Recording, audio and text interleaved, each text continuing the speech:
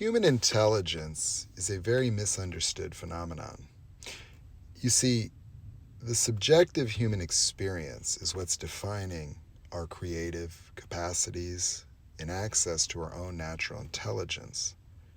You see, as we live our lives walking around this world, one thing that we fail to acknowledge is that the world that you're walking around in, well, it is an illusion. It doesn't mean that you're creating this external reality that is out there. It means that you have enough brain power that the moment you open your eyes, a universe appears within your mind. That is a neurological process of transforming light and sound into everything you see, you know. And you look at a tree, you accounted for every single leaf. You look at a galaxy, you look at the stars. You scan around, you see cars, you see people.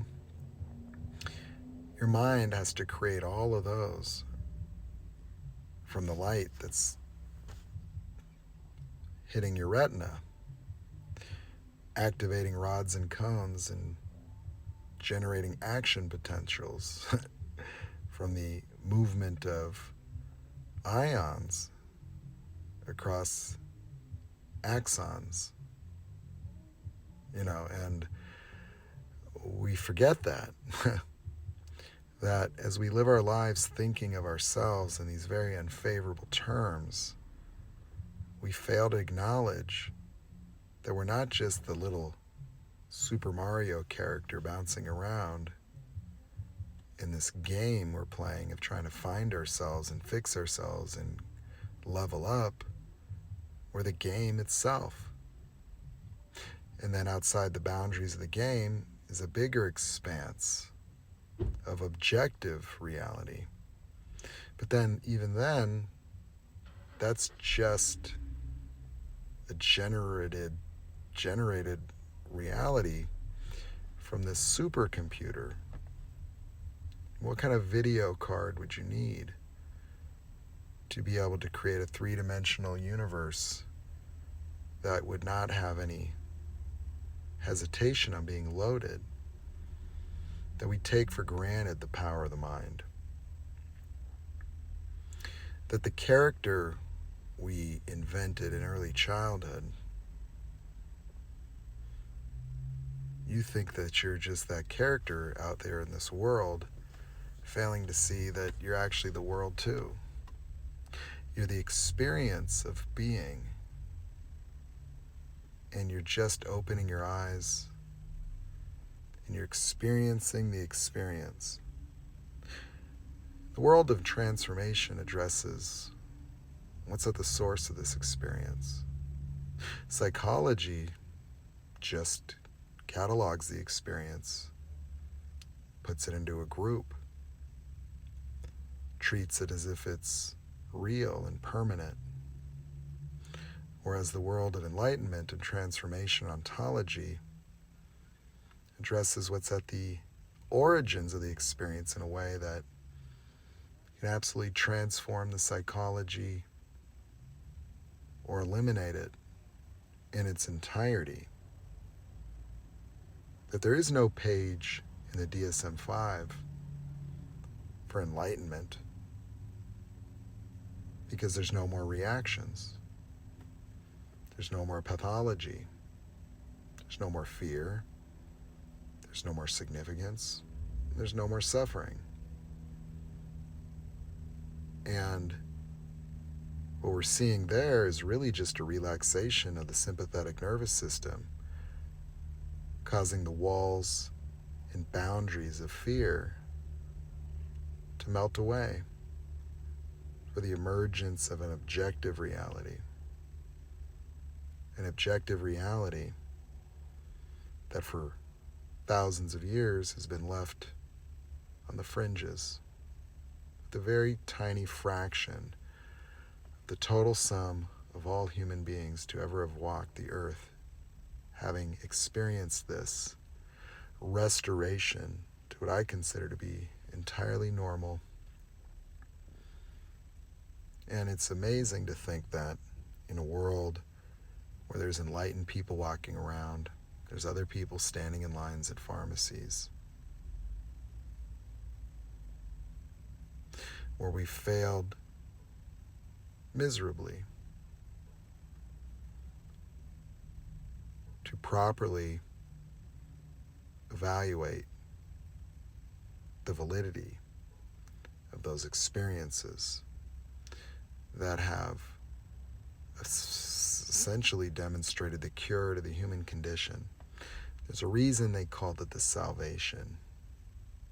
There's a reason why anybody that's ever experienced something like that becomes forgiving and kind. And there's a reason why they want nothing more than to find a way to share the good news with others. The problem with the good news is that outside that experience, it becomes a philosophy, it becomes a dogma, it becomes a conceptual explanation that you can't transfer an experience in words alone, especially when those words can't illuminate anything relatable, any more so than me describing the ingredients to apple pie would put an apple pie piece in your mouth, right? You'd have to eat the apple pie to know what apple pie is really all about, wouldn't you? And that's the same thing with these experiential transformations, is that without that experience, you could not validate the experience as real or even exists at all. And that's my interest. My interest is demonstrating within the world of ordinary psychology and early childhood development that what has traditionally been called enlightenment is merely just a restoration to an ordinary experience of being an ordinary human. That we cannot look at our history and render judgment about the human condition, because our behaviors, our emotions, our lack of humanity and compassion is not a natural phenomenon. It is just the inevitable consequence of a collision between human language and our capacity to say me and the animal fight or flight reaction, when each one of us condemned ourselves by thinking there was something wrong with us. The very first time the animal fight or flight reaction was activated in early childhood. And that meditation merely relaxed the sympathetic nervous system so that the earliest practitioners of meditation discovered a profound secret about the human mind. And it's time that the secret is no longer a secret. That we've had the answers to the human condition for thousands of years. And we've crushed civilizations of people that struck an appropriate balance with nature.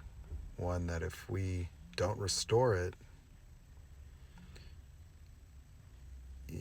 it's going to be a problem. If you're worried about history repeating itself, start looking at the histories of the 99.99% of all other species that are no longer with us today. We're either going to grow up or not.